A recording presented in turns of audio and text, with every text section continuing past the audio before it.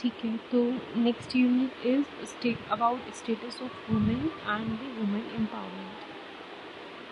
समाज में स्त्रियों की भूमिका महत्वपूर्ण है क्योंकि शिशु धारण और शिशु पालन तक की समस्याएं और समाधान उन्हीं पर निर्भर करता है। ठीक है, ये तो वाई वुमेन्स आर इम्पॉर्टेंट। वैसे भी सिर्फ शिशु से लेके भी एक्चुअली क्या होता है कि वुमेन का स्टेटस अपनी सोसाइटी में देखना है कि कैसा है, और शिशु की जो महिला होती है उसकी स्त्रियों की समाज में जो महत्वपूर्ण है, जो स्त्रियों की समाज में इम्पोर्टेंस है, वो सिर्फ बच्चा पैदा करने से लेके बच्चे की देखभाल करने तक ही लिमिटेड है। स्त्री के गर्भावस्था में उसके दूषित जीवन स्तर को बच्चे के स्वास्थ्य एवं अस्थैमीय रचना पर प्रतिकूल प्रभाव पड़ता है। अच्छी सामाजिक स्थिति होने पर गर्भाशय शिशु की वृद्धि और स्वास्थ्य लाभदायक प्रभाव पड़ता है। ठीक है, तो सामाजिक स्थिति अगर अच्छी होती है तो बच्चे का महिला की हेल्थ पर अच्छा प्रभाव पड़ता है। नहीं तो अगर सामाजिक स्थिति नहीं होती है, उसका जीवन स्तर दूषित चल रहा होता है, तो वैसे ही प्रतिकूल प्रभाव उसकी जीवन शैली पर पड़ता है। महिला की जन संबंधी क्षमता के कम होने की स्थितियां बांझ कहलाती हैं। अगर उसमें बच्चा पैदा करने की क्षमता खत्म हो जाती है तो उसको वो चीज़ बांझपन कहलाती है। ठीक है, तो ये क्या बोल रहे हैं कि हमारा जो वुमेन का स्टेटस है या जो हमारी वुमेन की इम्पोर्टेंस है हमारी सोसाइटी में, वो सिर्फ बच्चा पैदा करने से लेके उसे पालने तक पे ही निर्भर होती है। ठीक है, फैक्टर्स अफेक्टिंग क्या क्या है जो वुमेन्स के स्टेटस को अफेक्ट करते हैं। लिंग पक्ष, गर्भाशय में गर्भ को विकसित भ्रूण की लिंग का आधुनिक तकनीक द्वारा पता लगाने को लिंग पक्ष कहते हैं। तो मतलब जैसे अल्ट्रासाउंड से पता चलवा लेते हैं ना कि अंदर लड़का है या लड़की, इस चीज़ को बोलते हैं लिंग पक्ष। ठीक है, अंदर ही गर्भावस्था में प्रेगनेंसी के टाइम पे सेक्स का पता कर लेना, आइडेंटिफाई कर लेना कि अंदर क्या डेवलप हो रहा है, उसको बोलते हैं लिंग पक्ष या सेक्स बायस। ठीक है, उसके बाद है लिंग चयन टेस्ट। इसमें क्या होता है, लिंग चयन टेस्ट कानूनी अपराध है। यह अधिनियम 1994 से प्रभावी रूप से क्रियान्वित है। तो क्या है कि सेक्स सिलेक्शन टेस्ट, इसमें क्या करते हैं कि लिंग चयन करते हैं कि हमें मेल चाहिए या फीमेल चाहिए। फीमेल बच्चा होता है तो उसकी हत्या करा देते हैं, मेल को कैरी फॉरवर्ड कर लेते हैं, उसको बोलते हैं सेक्स सिलेक्शन टेस्ट। गर्भनाशक शिशु हत्या, फीमेल फेटिसाइड्स, वही मैंने बताया। बालिका शिशु को हत्या भारतीय दंड संहिता 1880 के द्वारा प्रबंधित किया गया है। पहले ऐसा होता था, लेकिन 1880 से हमारी इंडिया में महिला जो बालक की शिशु की हत्या करना, वो उसको कानूनी अपराध माना गया है। विकसित भ्रूण में लिंग का आधुनिक तकनीकों के जरिए पता लगाकर लड़की होने पर इसे गर्भ से असमय निकलवा देना भ्रूण हत्या कहलाती है। ठीक है, तो भ्रूण हत्या क्या कहलाती है, लड़की होने पर पहले से जन्म से पहले ही उसे उसकी हत्या करा देना। लिंग अनुपात, भेदभाव और शोषण, समाज में पैसा कमाने की चाह, लिंग जांच की तकनीक के कारण गांवों शहरों में इस तरह की घटनाएं हो रही हैं।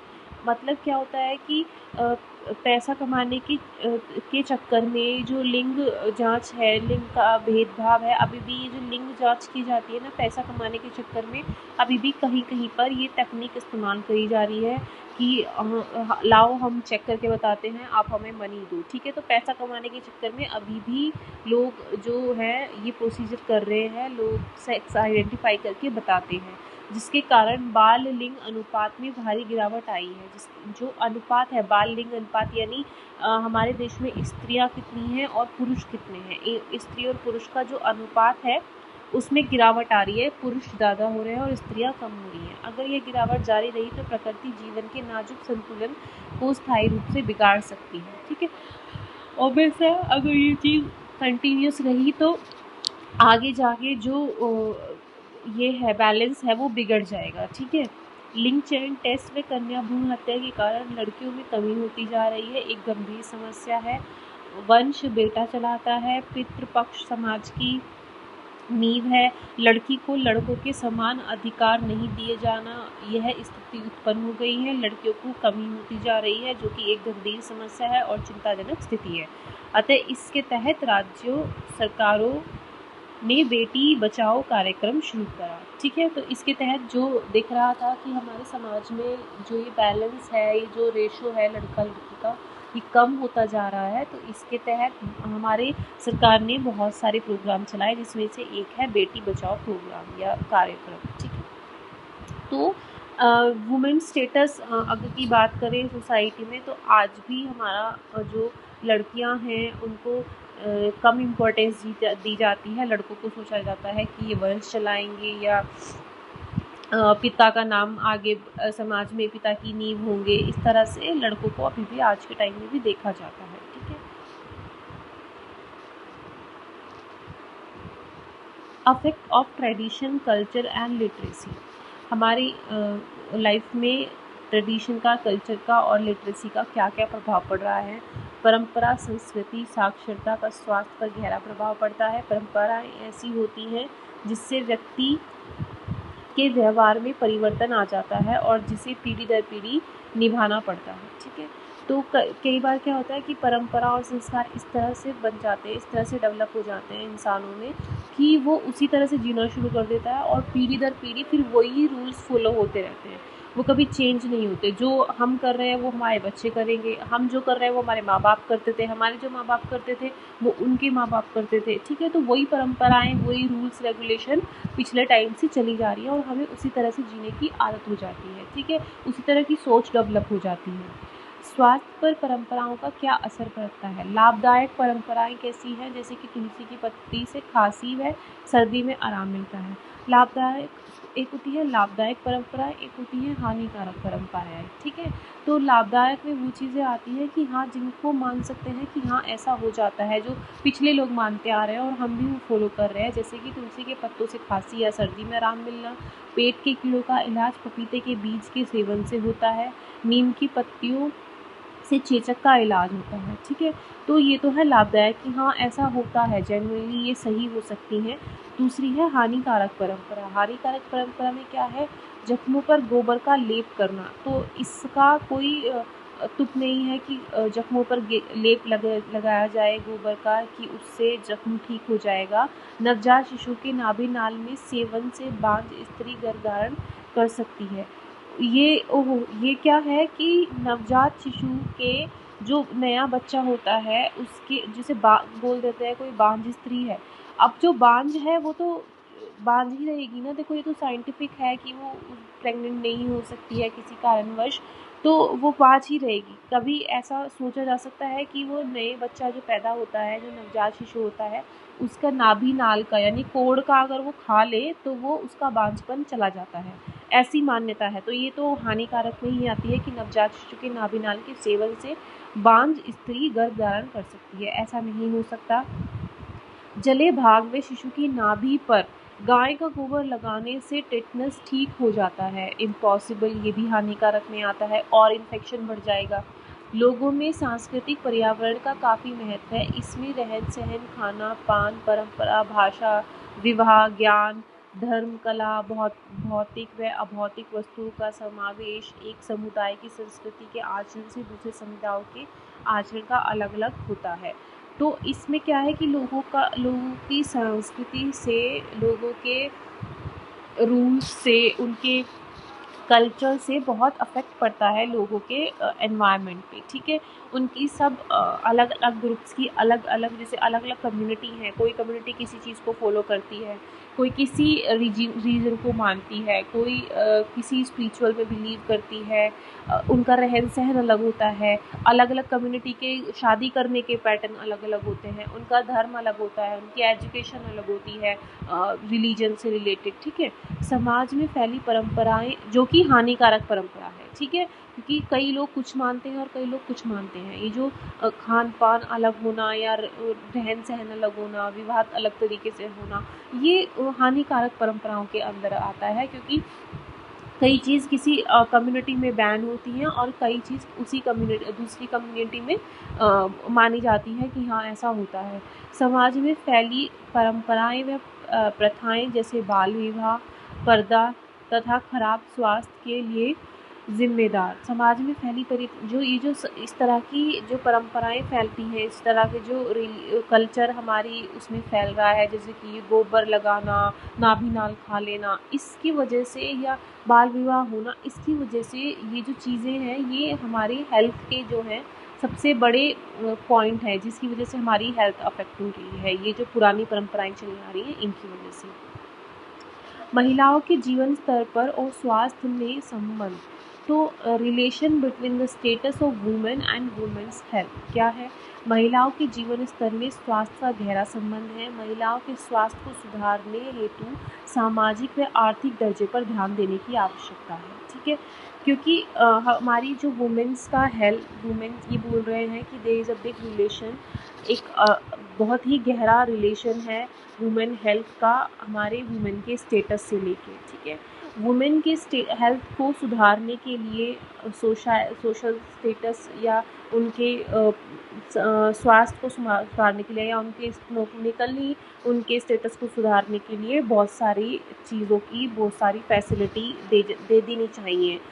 बालिकाओं की 14 से या 15 वर्ष की उम्र में शादी कर दी जाती है, जो उनके स्तर को घटिया बताने में सहायक है। ठीक है, तो दिस इज़ वेरी पैथेटिक कि हम बच्चियों की 14 से 15 साल में शादी कर देना, ये बहुत ही निराशाजनक बात है।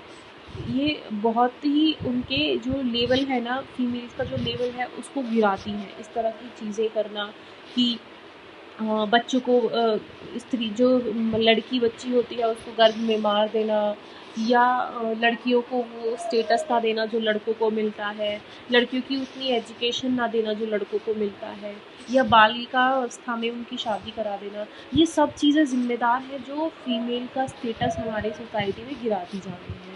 गर्भवती होने पर उसे ससुराल के रीति रिवाजों का पालन करना पड़ता है।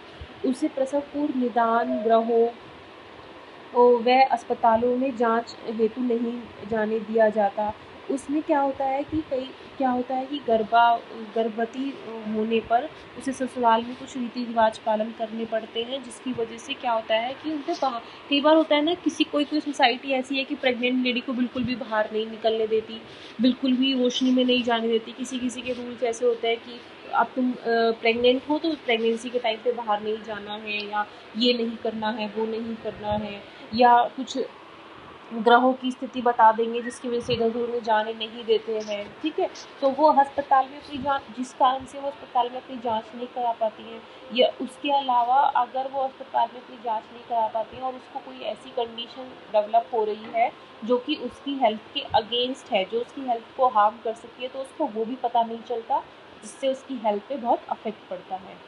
उसे गर्भावस्था में संतुलित आहार नहीं दिया जाता, जिससे खून की कमी होती है व कमज़ोरी होती है, क्योंकि फीमेल्स और मेल्स में हमेशा ही ये रखा गया है, भेदभाव किया जाता है। तो कभी कभी क्या होता है कि चाहे वो प्रेग्नेंट भी हो जाए, उनका जो खाना है, उनका जो खाना पीना है, उस चीज़ में इतना ध्यान नहीं देते हैं कि लड़की को खाने की ज़रूरत है या उसकी डाइट को इम्प्रूव करो। इस तरह की चीज़ों पर गौर नहीं करते हैं, जिसकी वजह से उनके शरीर में खून की कमी आ जाती है, और ये भी एक चीज़ है जो उनके हेल्थ को बहुत अफेक्ट करती है।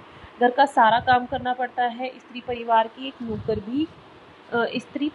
लिए नौकरी भी करती है। कई बार क्या होता है कि वो कुछ फीमेल्स ऐसी भी हैं जो जॉब भी कर रही हैं और उसके साथ साथ भी वो सब काम करती हैं जो घर के होते हैं, जो जैसे कि जबकि मेल्स में भी देखा जाता है कि मेल्स भी नौकरी करके वो काम नहीं करते हैं, घर का काम नहीं करते हैं, जबकि फीमेल नौकरी करके साथ साथ में उसको वो काम भी मेंटेन करना पड़ता है, क्योंकि वो तो सोचा जाता है कि हाँ महिलाओं का ही है, महिलाएं ही वो काम करेंगी। तो ये सब चीज़ें कहीं ना कहीं हमारी वुमेन्स के स्टेटस को जो है वो लो करती हैं, डाउन करती हैं। ठीक है, समुदाय में महिलाओं के स्वास्थ्य पर प्रभाव हमारा अफेक्ट क्या है, वुमेन्स हेल्थ पे क्या अफेक्ट पड़ता है इन द कम्युनिटी। अविवाहित महिलाएं, भारतीय समाज में अविवाहित महिलाओं का कोई महत्वपूर्ण स्थान नहीं है। वह किसी न किसी विवशतावश ही रहती हैं और उसे अकेले जीवन बिताना पड़ता है। जो अविवाहित महिलाएं होती हैं, जो अनमेरिड वुमेन्स होती हैं, हमारा समाज जो है उन्हें ठीक नज़रिए से नहीं देखता है। ठीक है, वो कहीं ना कहीं मजबूर रहती हैं या उन्हें ताने सुनने पड़ते हैं समाज के, या उन्हें ताने सुनने पड़ते हैं कम्युनिटी के, ठीक है। तो जो अनमेरिड वुमेन होती हैं, जो सिंगल रहना चाहती हैं, जो सिंगल वुमेन होती हैं, उनको हमारी कम्युनिटी में अच्छी नज़र से नहीं देखा जाता है। अविवाहित महिला संबंधी क्या क्या कारक हो सकते हैं?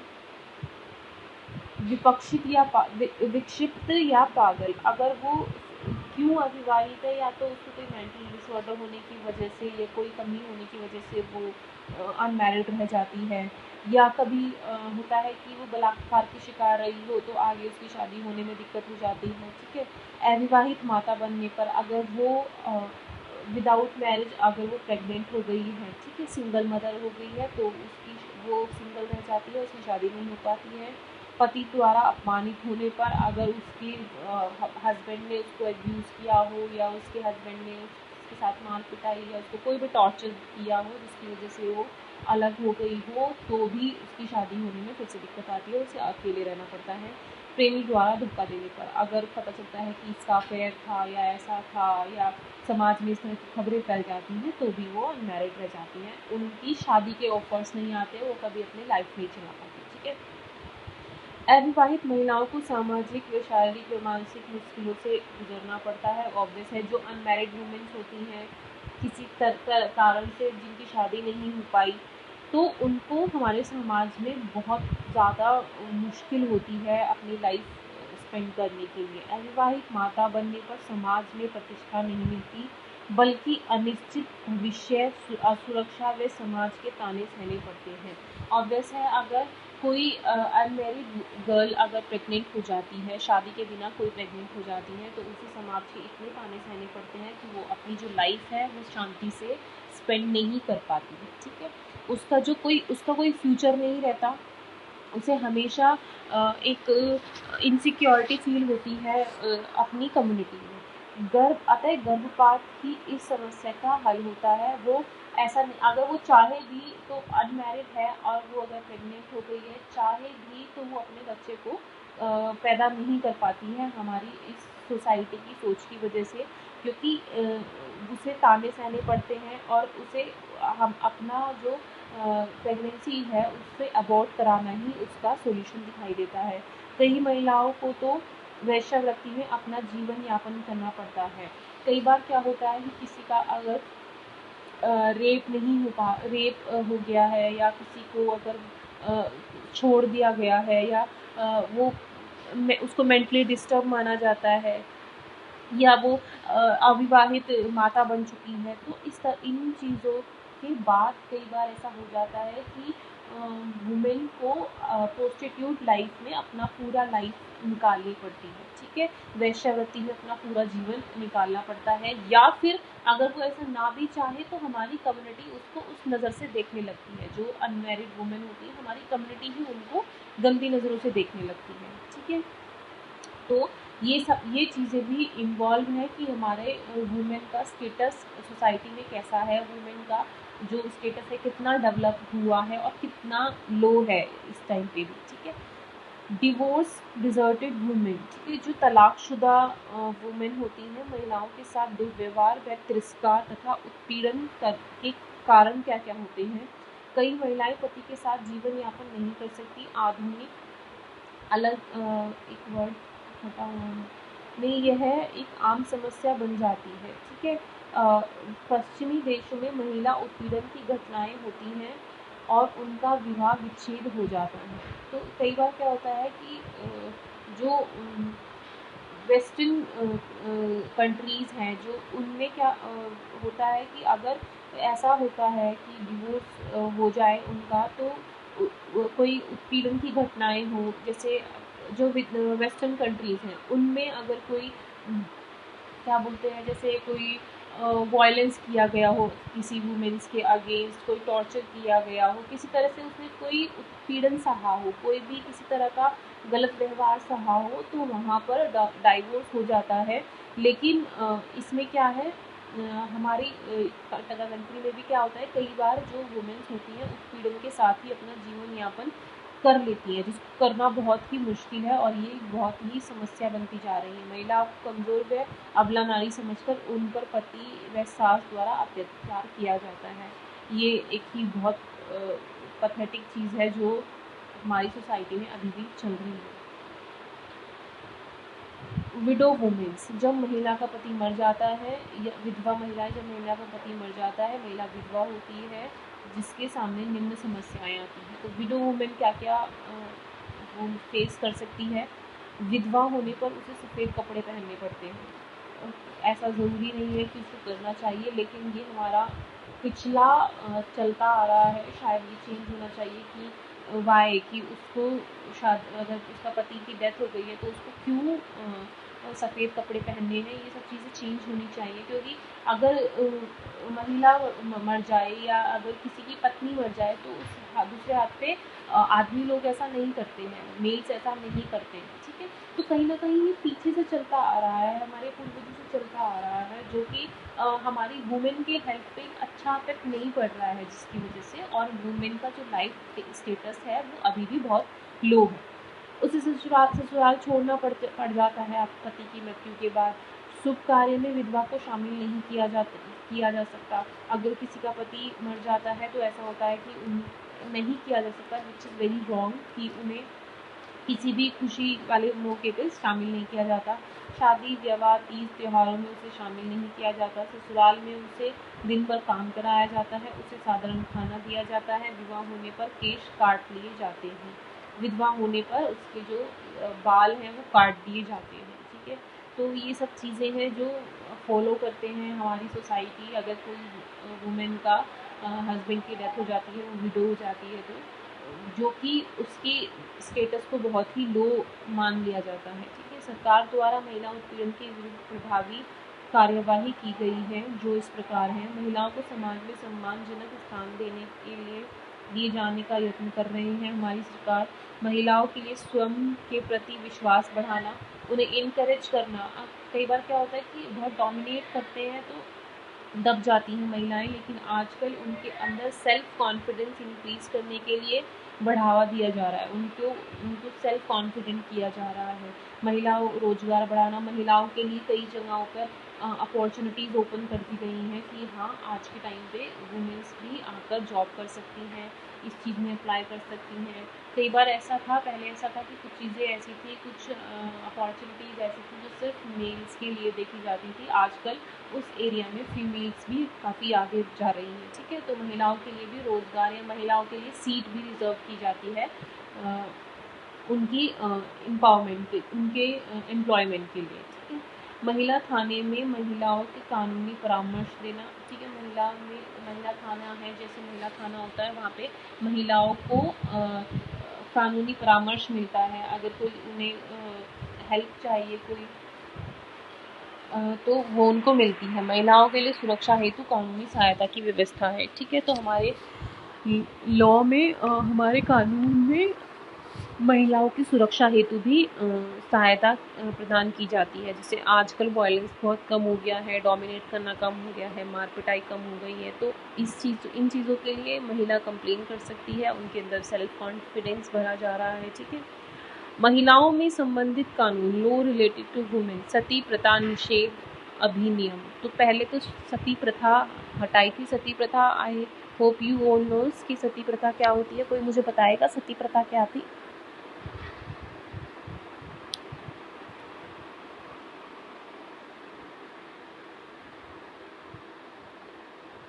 मेरी आवाज़ आ रही है?